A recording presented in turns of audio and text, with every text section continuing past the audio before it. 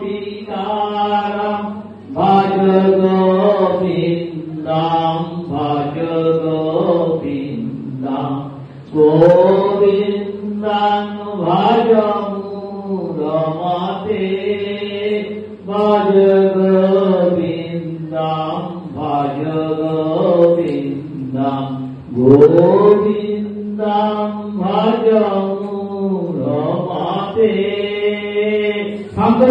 की शंकराचार्य की शंकराचार्य की भक्तजनों की गंगा माता की गो माता की सनातन धर्मों की सनातन धर्मों की सनातन धर्मों की भारतवर्षों की नमः पार्वती पते।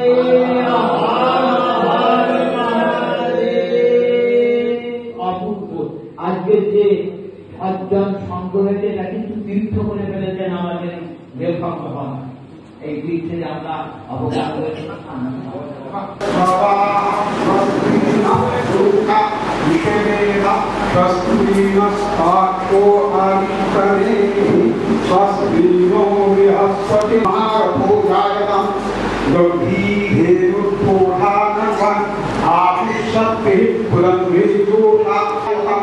निकामे निकामे न पर्जन्यो वर्षतु फलवत्यान ओषधय पर्यन्तं गौरपादनमहन्तं गोविन्द योगीन्द्रमठाशिष्यं श्री शंकराचार्य मठाश्च पद्मपाद हस्तबलकण्ठशिष्यं तन्तोटकं वार्तिककारं मन्यान्मस्मद्गुरुं सन्ततमानदर्शि श्रुते स्मृति पुराणानां मारं करुणालयं नमामि भगवत्पादं शङ्करं लोकशङ्करं सदाशिवसमारम्भ्यां शङ्कराचार्यपर्यन्तां वन्दे गुरुपरम्परां।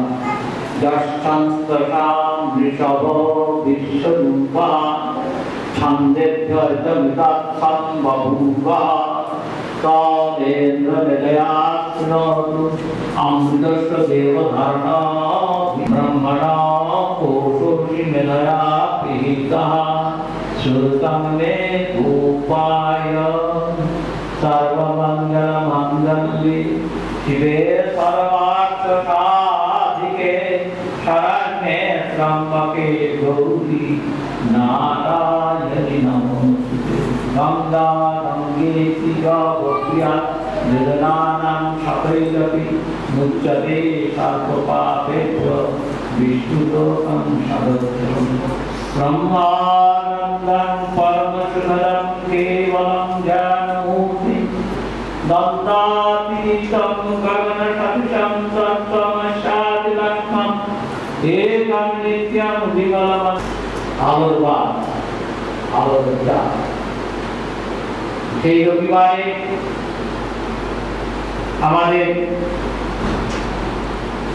এক সংসার বৈরাগ্য সংসার বিরাট ব্যক্তি, তিনি কলাবধূত চন্দ্রপ্রকাশ তীর্থ মহাশয়, যে পশ্চিমবঙ্গে শঙ্করাচার্য খুব কম লোক জানেন, সেই পশ্চিমবঙ্গে শঙ্করাচার্যের প্রচারের জন্য তিনি গ্রন্থ লিখেছেন। আর সেই গ্রন্থ প্রকাশ উদ্বোধন, আজকে সেই গ্রন্থের উদ্বোধন সভা চলছে। গ্রন্থ প্রকাশের উদ্যোগ পদ্ধতি সেই গ্রন্থে প্রকাশ হবে। তা আজকে দিনেতে কেন এই গ্রন্থ প্রকাশ, এই বইটা প্রকাশ করছেন কেন?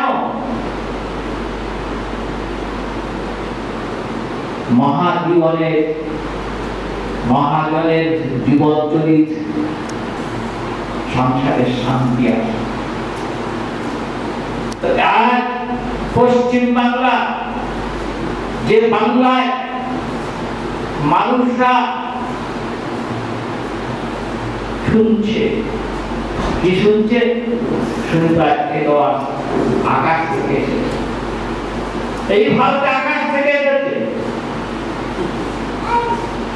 এটা খুব আনন্দ করছে। আমরা আবার শঙ্করাচার্যের দিকে তাকাই। শঙ্করাচার্য আকাশ মার্গকে দিয়েছিলেন। এই সেই পরিবেশ, পরিবেশ মানে আপনারা জানেন না, পরিবেশ শব্দের অর্থ কি? ডিকশনারিতে পরিষ্কার ভাষায় পরিবেশ শব্দের পরিধি, যার মধ্যে আমার থাকার অধিকার। এই পরিধির বাইরে গেলে সেখানে আলো নেই, আলো আছে কিন্তু বাতাস দিক নেই, চাল নেই। সেটা মায়ের কাজ। শঙ্করাচার্যের মা যখন দেহাবসান হয়েছিল, বাবা তুই আমার শেষ অবস্থায় আমার শেষ কাজ করব। যখন শঙ্করাচার্যের মুখে যে মাতৃদুগ্ধ মা ডাকছে, উনি ছিলেন আসামে শান্ত পিঠে বলি পক্ষ অবলম্বন করে কেন বলি দিতে হয়, বলিটা কি প্রয়োজন, ওখানে ছিলেন। সেই আকাশ মার্গে মার্গে সে মায়ের কাছে গেছিল।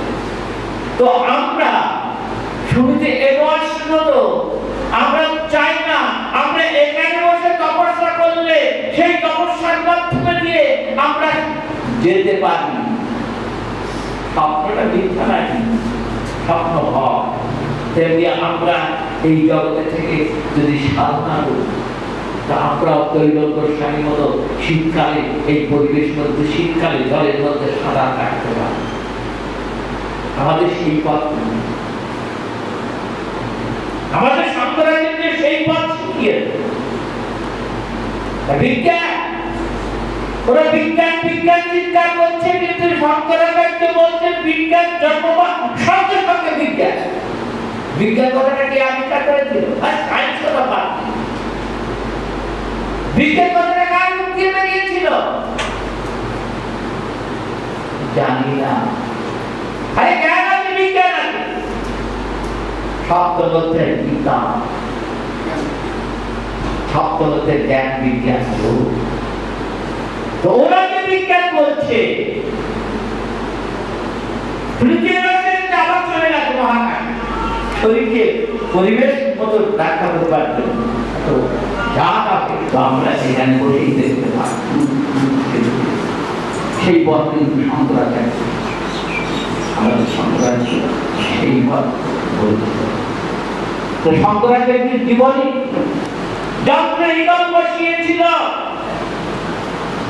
ইগল বসিয়ে সেখানে পতাকা পুঁতেছিল, আর সেই পতাকার মধ্যে লেখা ছিল তং সৌম পূজিত মনীষা। বন্ধু,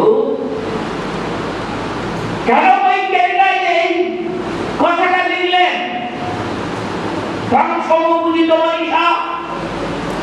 প্রধানমন্ত্রী ছিল মনমোহন সিং।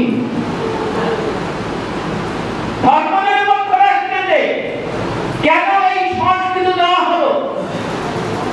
বৈজ্ঞানিকের কাছে জিজ্ঞাসা করা হলো কেন ধর্মনিরপেক্ষ? আরে আমাদের দেশ ধর্ম নিরপেক্ষ না, ধর্ম সাপেক্ষ। আমাদের ভারতবর্ষের আগে ধর্মনিরপেক্ষ কথা বললে মহাপাপ হয়। কেন? যে ভারতবর্ষের মানুষ সংঘাত দলেতে বলেন আবরণ স্তম্ভ পর্যন্ত জগৎ সেই বন্ধ থেকে আরম্ভ করে পর্যন্ত আমার সেই ভারতবর্ষের আগে থেকে ধর্মনিরপেক্ষ। তাই আপনারা যারা গীতাকে মানেন উদাত্ত কণ্ঠে বলুন আমরা ধর্মকে, ভারতবর্ষ ধর্ম নিরপেক্ষ না, ধর্ম সাপেক্ষ। ওই নিরপেক্ষটা তো বলবেন আবরণ স্তম্ভ পর্যন্ত জগৎ, এই কথা কেউ কোন ধর্মে নেই। তাই গীতা প্রবচন, গীতার ভাষ্য লিখেছেন আচার্য শঙ্কর। গীতা আর সেই গীতা মানে তং সৌম পূজিত মনীষা, এটা কোথায় আছে? এটা কেন দিলেন? এই জন্য ভারতবর্ষে বেদ উপনিষদ অষ্টাদশ বিদ্যা, তার মধ্যে আমাদের জীবনে চলার পথ। বৈজ্ঞানিক বললে হে চন্দ্র, তোমাকে চন্দ্র বলছে তোমাদের গবেষণা, তোমাদের তপস্যা আর তোমার আমার এই কৌমুদি থেকে আমাকে জানবে, সেই কথাটা দিয়েছি। আমরা কি অন্যায় করে এই গীতা যার ভাষ্য শঙ্করাচার্য গীতা রাষ্ট্র বলছে একটা অর্থ দিয়ে আরম্ভ করলেন, একটা পবিত্র গীতা প্রতিবন্ধী দিয়ে আরম্ভ করলেন। সূচনা কি অন্ধকে দিয়ে আরম্ভ করলেন কেন? কাটতে এখানে শিক্ষা দিচ্ছে জন্মান্তর বাদ, 4-5 দর্শনকে ঘৃণা করলেন, নিন্দা করলেন। হিরণ্যপুত্র হিরণ্যপুত্রে এদেরও ফিরে আসবে না, দেহকে পুড়িয়ে দিলে ফিরে আসবে না, মারো কাটো খাও। এই 4-5 দর্শনকে খণ্ডন করলেন ধৃতরাষ্ট্রবাদ। ধৃতরাষ্ট্র রাজা, ধৃতরাষ্ট্র অন্ধ ছিলেন জন্মান্তরবাদ। আর চলবে রাজা ধৃতরাষ্ট্র, রাজা ছিল যে পক্ষী তাকে সেবা করেছিল, আর সেই পক্ষীর বাচ্চাকে চোখে কাঁটা দিয়ে খেয়েছিল। কর্মফল ভোগ করবার জন্য এখানে আসতে হয়। এর নাম মর্ত। বিশ্বমান জানেন না আপনারা? জগৎগুরু এই পুরীতে জগন্নাথ আছে। জগন্নাথ সত্যি বললে জগৎ হয় চলমান। এই গতিকে যে পৃথিবী চলছে, সূর্য চলছে, চন্দ্র চলছে, মানুষ চলছে, মানুষের শরীরে রক্ত চলছে, রক্ত যদি চলা বন্ধ হয়ে যায় তো জগৎ হবে না, থেমে যাবে। তাই জগন্নাথ আর কাশীতে আগে বিশ্বনাথ। বিশ্ব মানে বিশ্ব প্রবর্তনে কর্মফল ভোগ করবার জন্য যেখানে আসলে তাকে বলে বিশ্ব। আমরা কর্মফল ভোগের জন্য এখানে এসেছি বিশ্ব। সেই ধৃতরাষ্ট্র সম্পর্কে বলছে এই জন্মান্তর বাদ দিয়ে আপনারা ভুলে যাবেন না। এখানে যদি সুকর্ম করেন আর জন্মে আমরা পূর্ণ দেহ হবে, আর এখানে যদি কুকর্ম করে তীর্থলিতে গমন হবে। প্রত্যেকটা সেই জন্য গীতা ধৃতরাষ্ট্র অন্ধ দিয়ে আরম্ভ। ধৃতরাষ্ট্র কাকে বলে? এই নাম ধৃতরাষ্ট্র কেন? রাষ্ট্র রাজ আছে, বিরাজ আছে রাষ্ট্র। যেখানে শান্তি বিরাজ করে তাকে বলে রাষ্ট্র। আর সেই রাষ্ট্রকে ধারণ করে তাকে ধৃতরাষ্ট্র। না না, আমাদের জীবনের শান্তি, আমাদের জীবনের সমাজ, তাই এখানে সমাজ করতে হবে। কি সমাজ? অন্যায় ভাবে রাষ্ট্র ভারত অন্যায় ভাবে রাষ্ট্রকে ধারণ করে না, তখন প্রতিভা নিচে পড়ে তার সাথে। তাই পান আমার বংশ পরম্পরা রক্ষা করে। বন্ধায় স্ত্রী যদি হয়, পান সেই বন্ধন তো নষ্ট করে। যখন আমার বাবার কাছ থেকে মায়ের কাছে গেছি, তখন আমি জলের মধ্যে ছিলাম। আর যে জলের মধ্যে যদি পোকা হয়, গেলে ছোট জিনিস ছোট লোককে বড় করে দেখো, হবে কি হবে না। বর্তমানে কিরকম নেতা দেখছে? নেতা নেতা দেখো আমার কান খুব বড় বড়, নারী স্থান মুখের দিকে তাকার, পায়ের দিকে তাকার। আর ক্লাসে বলছে, ফোন নিয়ে দুজন পাশাপাশি বসছে, এখানে শিক্ষা শিক্ষা। আগে না থাকায় বাচ্চা ফোটে না, জীবন্ত থেকে প্রাণবন্ত হওয়ার জন্য। মাছ ডিম পারে আর চোখ দিয়ে না তাকালে বাচ্চা ফুটবে না, আর ডিম পারে স্পর্শ না করলে বাচ্চা ফুটবে না। মা তখন সে মন্দিরে গিয়ে মন্দির শব্দের অর্থ মনের মধ্যে দুঃখ বেদনা কাউকে বলবেন না, তা হয়ে যাবে। মন্দিরে গিয়ে জানাতে হয়, মন্দির রাধা নির্জিত দুর্জয় দৈত পুরাণ প্রণমামি শিবম শিব কল্পতরু। তরুণ ছন্দে সেই শিবের পদপ্রান্তে শিব বাধ্য হয়ে তার পুত্রকে জন্ম করলেন। তিনি সবাদের কাছাকাছি পেয়েছেন। তাই মন্দির খারাপ জন্য নয়, আর এই যে উদ্বোধন সবাই এসেছে, গ্রন্থ উদ্বোধন করতে বোধন করতে হবে। বোধন মানে কি? বোধন মানে জাগানো, আর উদ্বোধন মানে কি? প্রকাশ জাগিয়ে বিস্তার করা। তাই আজ যে বইটা লেখা হয়েছে, আপনারা যারা শঙ্করাচার্যের সম্পর্কে জানেন না, সেই বইটা উদ্বোধন করতে সবাই আমরা সবাই আমরা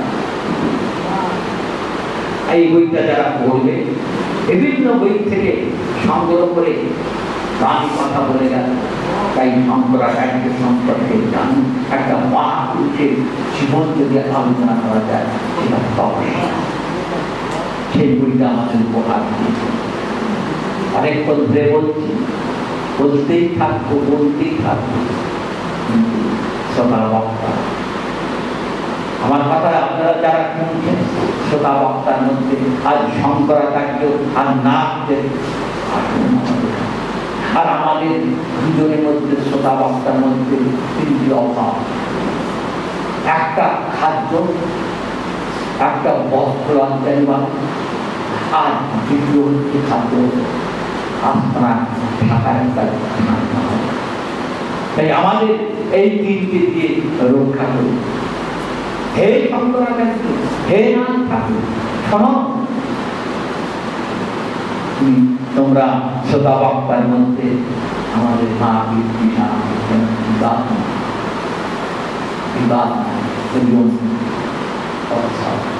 বক্তা, ভালো ভালো বক্তা এবং আচার প্রভা আচার পান, শুধু বক্তৃতা দেন না, নিজের জীবনে কাজ করেন।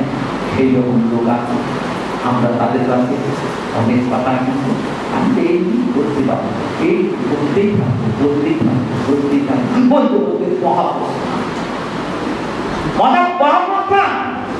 চলুন দেখুন একবার মহাপ্রস্থানের কাছে কে যাচ্ছে। মহাপ্রস্থানে আগে যাচ্ছে একটা কুকুর, তারপর যাচ্ছে রাজা যুধিষ্ঠির, তারপর যাচ্ছে কে প্রস্থান, তারপর যাচ্ছে কে ভীমসেন, তারপর কে যাচ্ছে অর্জুন, তারপর তারপর যেদিন প্রজা পড়ে গেছে, গঙ্গোত্রী গৌকে যাচ্ছে, ওখানে যারা পড়ে তাকে তুলে তাকেও পড়ে যেতে হবে। দ্রৌপদী পড়ে গেছে, তখন বলছে ভীমসেন যুধিষ্ঠিরকে, কি বলছে, দ্রৌপদী কেন করলো তারা? পাঁচজনকে নিয়েছে, পাঁচজনকে সমান ভাবে ভালোবাসেনি, অর্জুনকে বেশি ভালোবাসি। তাই এখানে আমরা পাঁচজন আছি, সবাইকে জীবে প্রেম করে যেজন, এই আপনাদের পড়তে হবে না, হাঁটতে হাঁটতে দেখতে হবে। তারপর কিছুক্ষণ যাওয়ার পর তারপর নকুল সহদেব পড়ে গেল। দাদা নকুল সহদেব কেন পড়ে গেল? শোনো ভীমসেন, নকুল সহদেব মহাজ্যোতিষী ছিল। আমাদের বনভ্রমণ হবে, আমাদের পাশা খেলা, আমরা পরাস্ত হব, সব জানতো, কিন্তু বলেন এই নকুল সহদেব কিছুক্ষণ যেতে কে বললো, তারা অর্জুন তো কৃষ্ণ শাখা, এ বললো কেন? তখন বলছে অর্জুন ধর্মক্ষেত্রে, কুরুক্ষেত্রে 18 দিন লেগে গেছিল যুদ্ধ করে। ভীষ্ম 5 দিন, দ্রোণাচার্য ভীষ্ম 10 দিন, দ্রোণাচার্য 5 দিন, আর কর্ণ 2 দিন, আর সন্ধ্যা। পাঠক তারপর সহসা টিউশন করি, দাদা দাদা আমি বললাম কেন, আমি তো কোনো পাপ করিনি। তুমি পাপ করনি, আমরা 5 জন যে চাল ভাগ করে আনতাম, খাদ্য আনতাম, 2 হাত হতো, একটা তোমার জন্য আর একটা 5 জনের জন্য। তুমি বেশি হাত, আমাদের চেয়ে বেশি হাত। তুমি বৃক্ষ না, তোমার পেটের মধ্যে যে বাইরে ছিল, যে অগ্নিটা ছিল, বৃক্ষ খাই খাই খাই খাই না, এর জন্য তোমার পতন। তারপর যখন চলে যাচ্ছে স্বর্গ থেকে রথ এসেছে, আসুন মহারাজ দৃষ্টি রাখুন।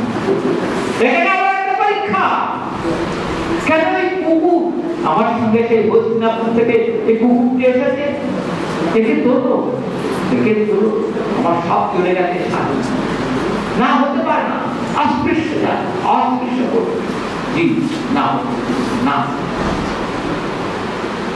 আমি অস্পৃশ্য নিয়ে থাকবো, তোমার সব এটা পরীক্ষা। ফিরে তাকালো, দেখলো সে কুকুর নয়, সাক্ষাৎ জম মহাকাল। দৃষ্টি, আমি তোমাকে পরীক্ষা করতাম। এই কথাগুলোর মধ্যে আমাদের চলার পথ আছে, এই কথাগুলোর মধ্যে আমাদের জানার পথ আছে। তাই শিশুকাল থেকে আমাদের শঙ্করাচার্য রামায়ণ মহাভারত কণ্ঠস্থ করে রেখেছি। রবীন্দ্রনাথের কথা বলছেন, রবীন্দ্রনাথ বড় কথা হতে পারতেন না। শিশুকালে যদি রামায়ণ মহাভারত না করতো, তা রবীন্দ্রনাথ এত বড় হতে পারতেন না। রামায়ণ আছে নীতি, আর মহাভারত আছে যুক্তি বিজ্ঞান, আর ভাগবত আছে ভক্তি। শঙ্করাচার্য এইভাবে আমাদের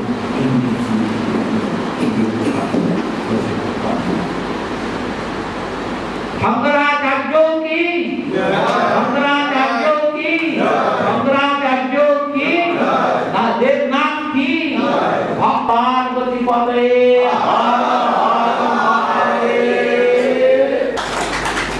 এবং প্রকাশনের পক্ষ থেকে এবার আমরা বরণ করে দেব।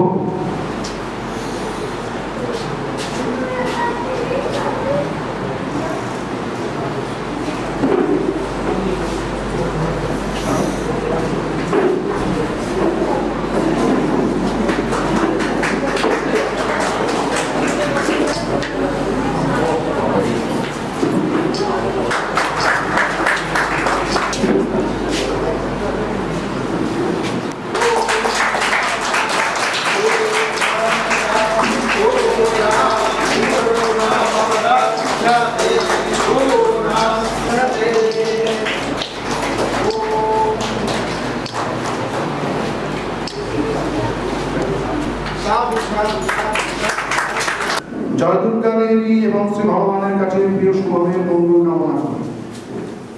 জগতের কোনা আমি আছি, প্রত্যেকে নিজেকে আমি আমি বলে। তাহলে যদি কেউ বলে 5টা 6টা 7টা আমি আছে, তা কি সম্ভব?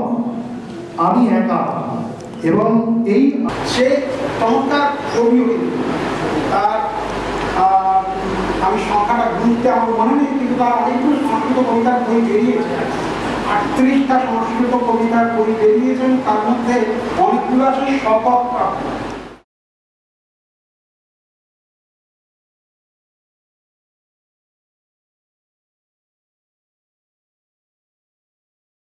অনন্য পুস্তক ও আমার রচিতাই আছে এই সমস্ত। এবং তার লেখক সত্তার প্রথম পরিচয় পাই যখন সে আমাকে তাদের কুলদেবী শ্রীমৎ বিভক্তারী মাতা স্তব সংকলন সামনে প্রথম কিছু খবর রাখে। আজকাল তো আমি মজা করে বলছি, একটু অন্যরকম ভাবে নেবেন না, ইউটিউব ইউনিভার্সিটি এসছি, অন্য ইউনিভার্সিটিতে পড়তে হয় না, ইউটিউব ইউনিভার্সিটিতে পড়তে হয়। তাদের কিছু ভুল থাকে, একটু সাবধানে সবাই দেখে দেখে চেক করে নেবে, মিলিয়ে দেবে। তো সেখানেও আপনারা দেখবেন এই বিভিন্ন পরম্পরা সম্পর্কে বিভিন্ন জ্ঞান বাড়িতে পাবেন, আপনারা বিভিন্ন উপদেশ পাবেন, কখন মনস্ত লিখতে পারবেন না।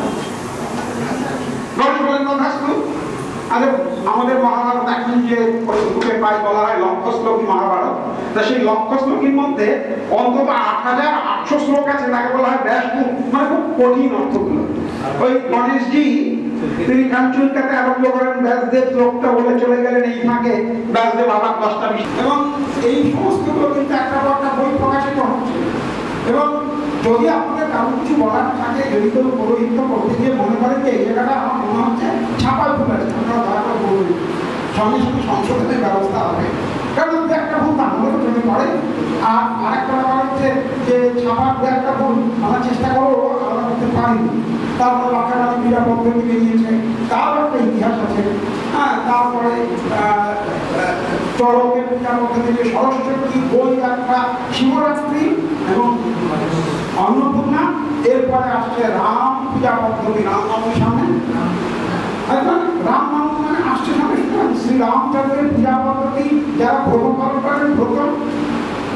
আমার আনন্দ, গর্ব এবং সৌভাগ্য যে আমি আমার একটা পুত্র পেয়েছি বিদ্যাবংশী, যে আমাকে প্রায় একদিন অন্তর একদিন রাত্রি 12টা করে ফোন করে, ও স্যার এই বই, ও স্যার এই বই। খুব আনন্দ করে, আমার এমনিতে ঘুমায় না, তার সঙ্গে ওর সঙ্গে আলোচনা করতে করতে আমার একটা সময় থাকে।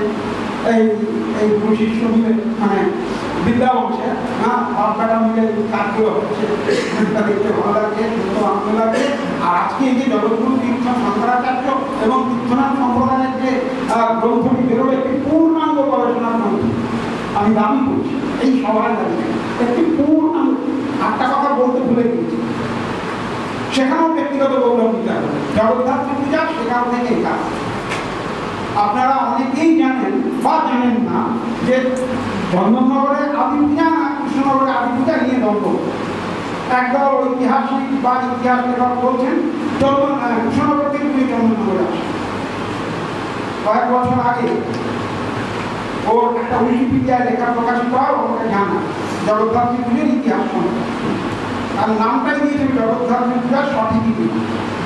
আমি বললাম তুমি আরো ভালো করে লেখো, এটা আমার দরকার। কেন স্যার? কারণ আমার পৃথিবীতে একটা সাহস বলতে তোমার এই অঙ্গরা যাবে। জগদ্ধাত্রী পূজার ইতিহাস সঠিকটা বলবে, ইতিহাস বলেই ঠিক ইতিহাসটা হলো অতি অত্যন্ত পরিশ্রম করে লিখল।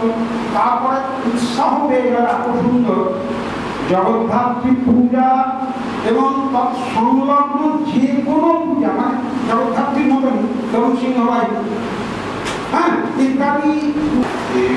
তোদের ওখানে শুভম, খুব ভালো লাগছে আজকে তোদের ওখানে এই যে জগৎগুরু শঙ্করাচার্য গ্রন্থ, জগৎগুরু শঙ্করাচার্যের বই বেরোচ্ছে আর কি, চন্দ্রপ্রকাশ দিয়ে লেখা।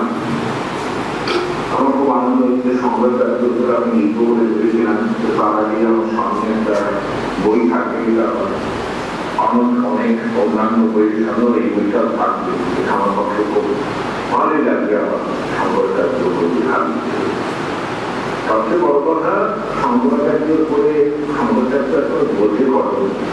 যাই হোক, তার উপরে বইটা বেরোচ্ছে, আমার খুব আনন্দ হচ্ছে। আমি নিজে যেতাম, কিন্তু আমার নানান কাজ থাকায় এবং আরো নানান রকম সংসারের পুরস্কারের তো আছে, সবসময় দিতে পারি না। কিন্তু আমার আশীর্বাদ হইত এই বইগুলো এবং তুই যে এই উৎসবের সঙ্গে, অর্থাৎ এই গ্রন্থ যে অর্থাৎ উন্মোচন হবে আছে না, কিংবা তার যে প্রকাশ হবে আছে না, সেই যে প্রকাশ উৎসব, সেখানে তুই যে এরকম ঘনিষ্ঠভাবে জড়িত আছিস, এটাও আমার খুব ভালো লাগার জায়গা।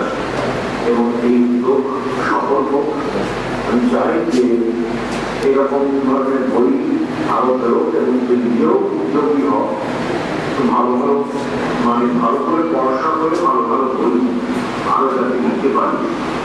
কিন্তু বই তো বেরিয়েছিস আমি জানি, কিন্তু আরো ভালো করে যাতে লিখতে পারি সেই জন্য সেই চেষ্টা হয়।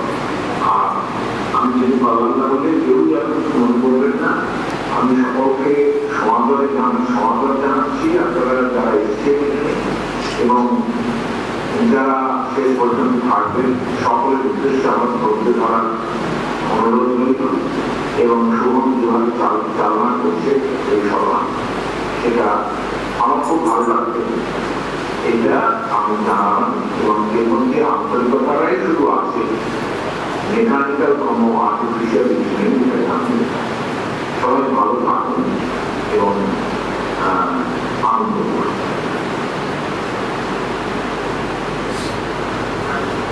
আমি এরকম প্রসাদ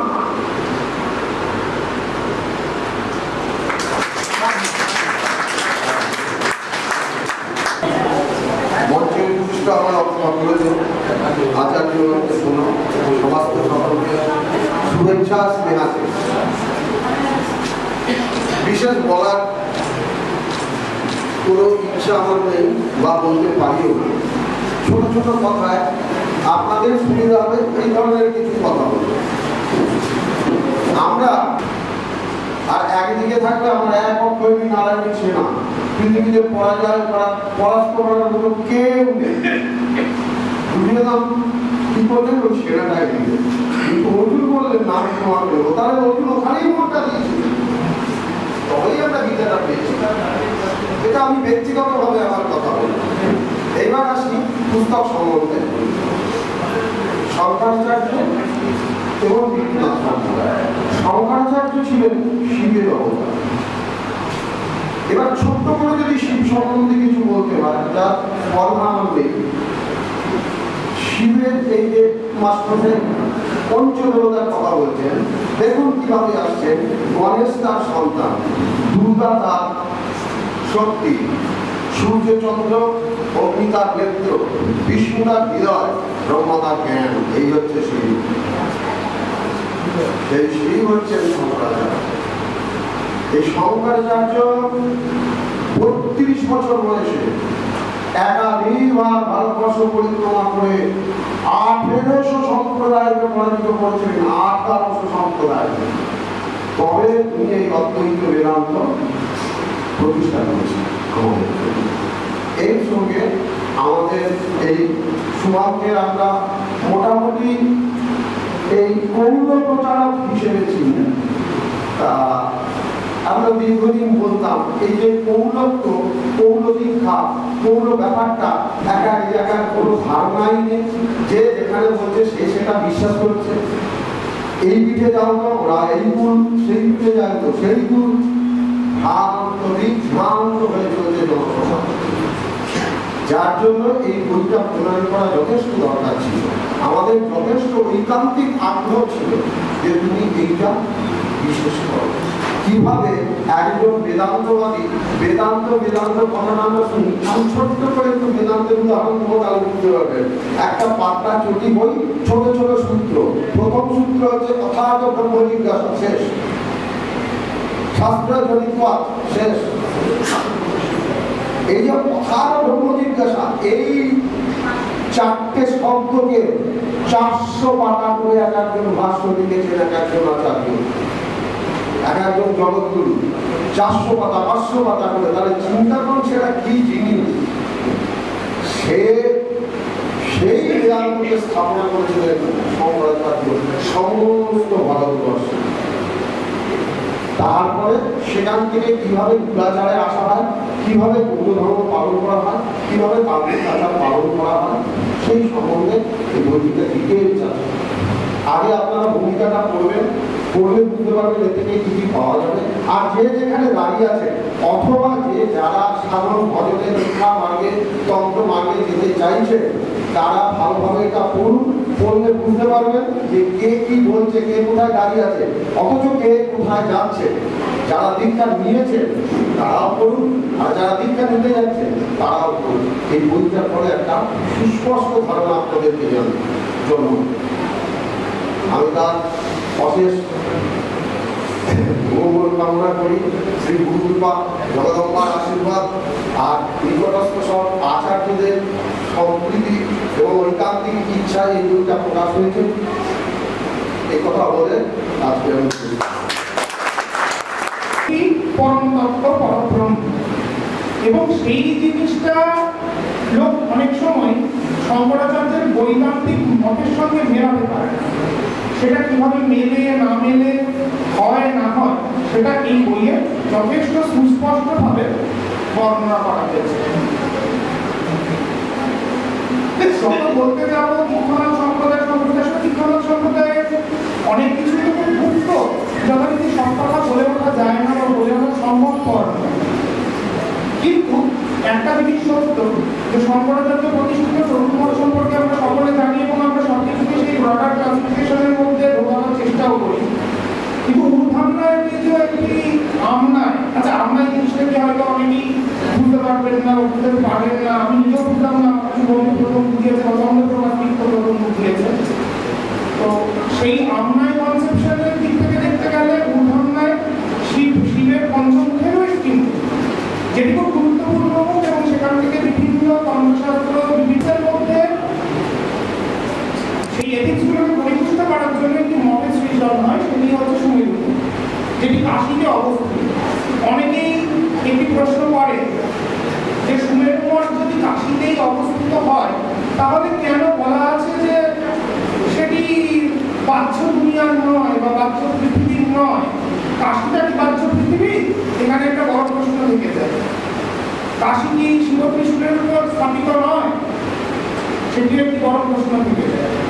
যাই হোক, আমি একটা কথা যদি বলি বা আমি যদি নিজের বিশ্লেষণ করতে থাকি তাহলে বইটা পড়া বা বোঝার কোনো মূল্য থেকে যায়। তাই জন্য বইটা পড়ুন এবং বইটা থেকে জানুন যে আসলে কীর্তনাথ সম্প্রদায়টা কি। আর সত্যি কথা বলতে গেলে আমার মনে দুজনের পট রাখা হয়েছে, তার মধ্যে শ্রী পূর্ণানন্দ কীর্তনাথের পটের পাশে দাঁড়িয়ে কোনো কথা বলার যোগ্যতা আমার আছে বলে বিশ্বাস করি না। আর নতুন করে কিছু বলার নেই, এইটুকুই বলার যে আজকে শ্রী পূর্ণানন্দ কীর্তনাথের মাধ্যমে কীর্তনাথ সম্প্রদায় প্রকাশ্যে এসছে, বলবো না যে তৈরি হয়েছে, প্রকাশ্যে এসছে। এবং শুধু বঙ্গ বলে বিশ্বাস করি না, ভারতের বিভিন্ন প্রান্তে নিশ্চয়ই বঙ্গ তার মধ্যে সর্বাধিক গুরুত্বপূর্ণ। সেই প্রকাশ্যে এই যে প্রকাশ যেটি গোটা বঙ্গ জুড়ে হয়েছে শ্রী পূর্ণানন্দ কীর্তনাথের দ্বারা, তার পাশে দাঁড়িয়ে আমি কথা বলবো এই যোগ্যতা আমার আছে বলে আমি মনে করি না। একটাই কথা বলবো, সেই শুরুও গুরু দিয়ে করেছিলাম, আমি শেষটিও গুরু দিয়েই করবো। নরাক্ষিত পরব্রহ্ম রূপায় জ্ঞান ধারণে কুলধর্ম প্রকাশায় তস্मै শ্রী গুরবে নমঃ। ওম তৎসৎ। অনেক ধন্যবাদ দাদাকে।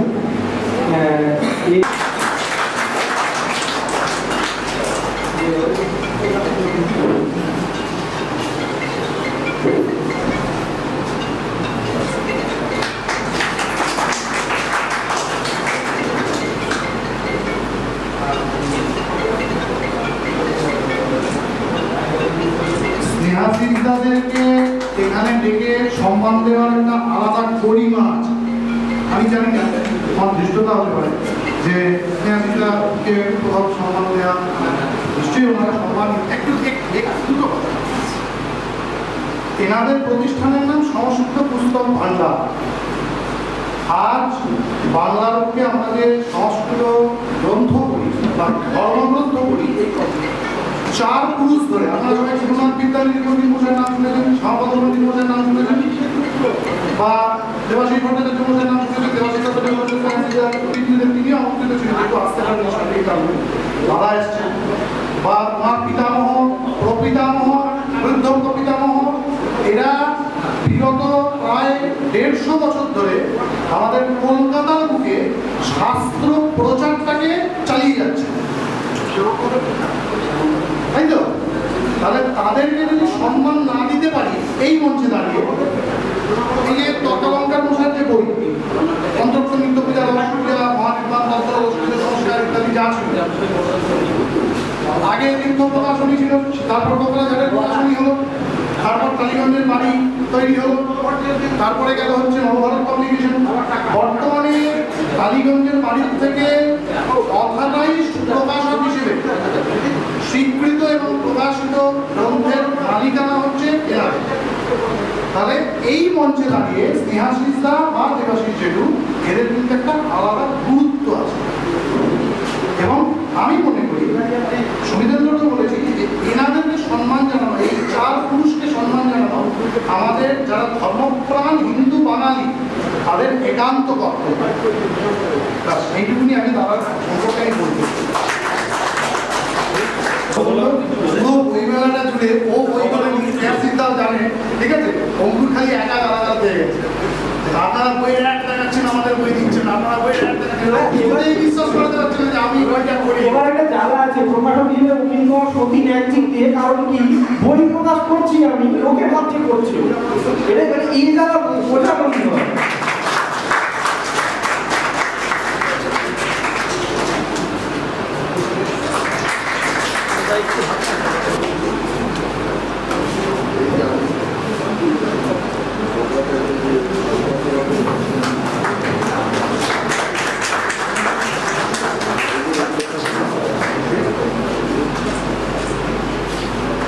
আপনারা এখন আমরা খুব ইউটিউবের জগৎ দেখি তো, চন্দননগর নিয়ে বহু ঐতিহাসিক ডক্টর সোনার বন্দ্যোপাধ্যায় প্রমুখ অনেকে লেখালেখি করেছেন, কিন্তু ইউটিউব জগতে চন্দননগর সম্পর্কে একটি চ্যানেল আছে জিন্দাবাদ চন্দননগর, তার প্রোভাইডার হচ্ছে অনির্বাণ শাহ। ও ব্যাংকে কাজ করে, এই জন্য নিজের নাম দিয়ে কোনো বই লেখা বা কিছু করতে পারে না, রাজা গোপাল ছদ্মনামে লেখে। মন্দিরময় চন্দননগর বিখ্যাত গ্রন্থের প্রণেতা, আরো বহু গ্রন্থ আছে। একবার দেখবেন একটা মানুষ শহরকে ভালোবেসে নিঃস্বার্থভাবে কি করে কাজ করে দিল, এইটুকুই চন্দননগর দাঁড়িয়ে অনুষ্ঠান হচ্ছে, অনুষ্ঠান এই মঞ্চে এনার মতো মানুষকে যদি সম্মান না দিতে পারে খুব লজ্জাজনক হয়ে যাবে, তাই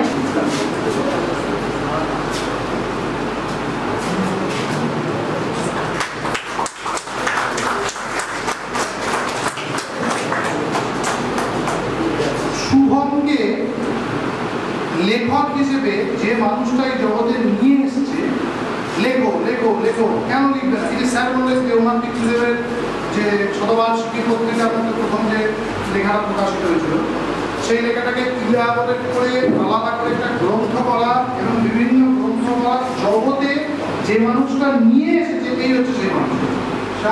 নিজে একজন বিশিষ্ট শিল্পী, শিক্ষক এবং সঞ্চালক। চন্দননগরের উৎকৃষ্ট যে সমস্ত অনুষ্ঠান হয় তার প্রথম সারির যে কজন সঞ্চালক আছেন তার মধ্যে নিয়ে আসে। অসম্ভব বিনয়ী এবং অসম্ভব কি বলবো গুণী মানুষ। এনাকে যদি সম্মান না দিই তাহলে কৃতজ্ঞতার দায় আমাকে জর্জরিত করে।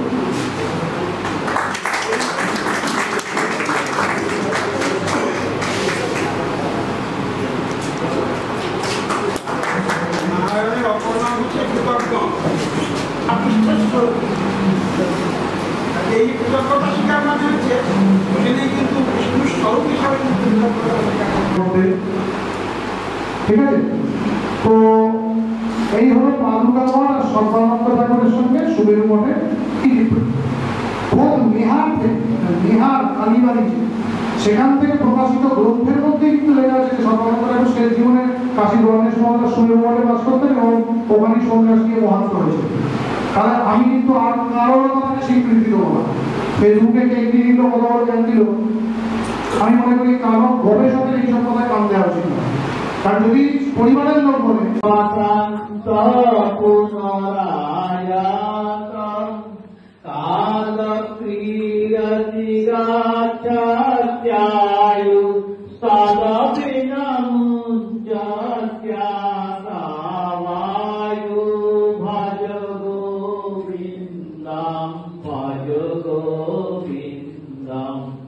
গোবিন্দম ভজ রমতে ভজ গোবিন্দম ভজ গোবিন্দম গোবিন্দম ভজ রমতে অঙ্গলিতাং পলিতাং মুন্ডং দক্ষিণবিহীনং জাতাং তুণ্ডং বৃদ্ধ জাতি গৃহে স্বাদণ্ডং তদপি নমুঞ্চত্যাপিণ্ডং ভজ গোবিন্দং ভজ গোবিন্দং গোবিন্দং ভজ মূঢ়মতে কাস্ত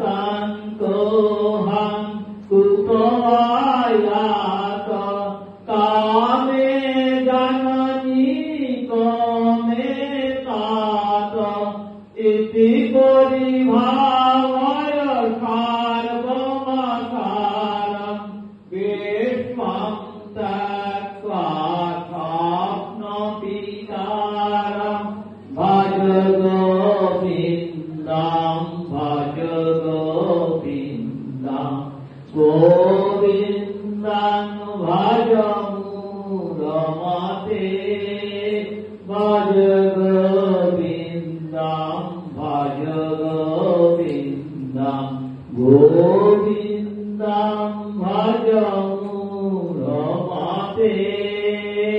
শঙ্করাচার্য কি শঙ্করাচার্য কি শঙ্করাচার্য কি ভক্তজন কি গঙ্গা মাতা কি গো মাতা কি সনাতন ধর্ম কি সনাতন ধর্ম কি সনাতন ধর্ম কি ভারতবর্ষ কি নমঃ পার্বতী পতয়ে।